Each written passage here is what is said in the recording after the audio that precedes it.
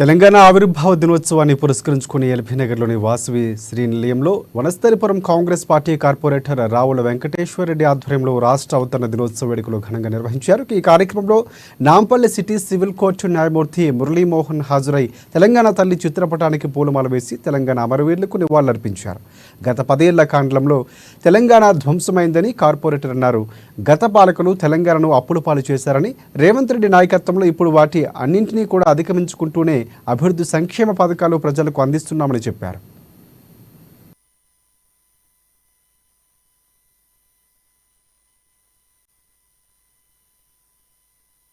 ఇబ్బందులకెళ్ళి ఈరోజు తెలంగాణ ఆవిర్భావ దినోత్సవ సంబరాలు బ్రహ్మాండంగా జరుపుకోవాలని గౌరవ ముఖ్యమంత్రి రేవంత్ రెడ్డి గారు ఏదైతే నిర్ణయించడం జరిగిందో, ఈరోజు మన జాతీయ గీతం కూడా మన అందరికీ కూడా అందుబాటులోకి తేవడం జరిగింది. వారికి ధన్యవాదాలు తెలియజేస్తున్నాం. ఎందుకనంటే ఇప్పటి వరకు తెలంగాణ రాష్ట్రం ఏదైతే ఆశయ సిద్ధి విప్లవాలు, కళాకారులు, కవులు, మన విద్యావంతులు, మేధావులు వీళ్ళందరినీ కూడా సంప్రదించి అన్నీ చేసిన తర్వాతనే, సకల జన సమ్మె చేసిన తర్వాతనే ఈ తెలంగాణ రాష్ట్రం ఆవిర్భవించిన తర్వాత గౌరవ మాజీ ముఖ్యమంత్రి కేసీఆర్ గారు ఓన్లీ నేనొక్కనితోనే వచ్చింది, నా ఒక్కని వల్లనే వచ్చింది, ఈ కళాకారులు లేరు, ఈ కవులు లేరు, విలేకరులు లేరు, పేపర్ వాళ్ళు లేరు, టీవీ వాళ్ళు లేరు, ఎవ్వరు ఏ విద్యావంతుడు కూడా తెలియదు, నా వల్లనే వచ్చిందని చెప్పక అహంకారపూరితంతో 10 సంవత్సరాల నుండి ఈ రాష్ట్రంలో ఇబ్బంది పెట్టినటువంటి మాట వాస్తవం. అయితే దానికి ప్రజలు కూడా సరైనటువంటి తీర్పునిచ్చి ఈరోజు ముఖ్యమంత్రి గారు మీ వల్ల వచ్చింది కాబట్టి మీరు పక్కన కూర్చోండి అని చెప్పి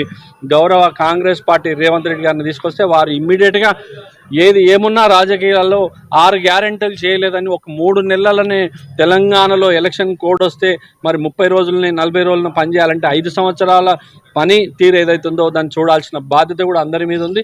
30 రోజులనే పనులు కాలేదు, 40 రోజుల పనులు కాలేదంటే 10 సంవత్సరాల నుండి ఈ వ్యవస్థల్ని మొత్తం నాశనం చేసి కనీసం వారి ఊపిరి కూడా తీసుకోలేని పరిస్థితిని క్రియేట్ చేస్తే కూడా ఈరోజు నీకు ఒక్క సీటు రాదని చెప్పి అన్ని ఎగ్జిట్ పోల్లో కూడా తెలియజేస్తుంటే ఇంకా నువ్వు మాట్లాడడానికి ఆ అవకాశం ఏ విధంగా ఉంటుందో మీ అందరూ కూడా ప్రజలు కూడా గమనిస్తున్నారు. కాబట్టి వారిని ప్రజల మధ్య నుండి పూర్తిగా వారిని ఫామ్ హౌస్కే పరిమితం చేయడానికి ప్రజలు కూడా నిర్ణయించుకున్నారు. ఇబ్బందులకు వెళ్ళి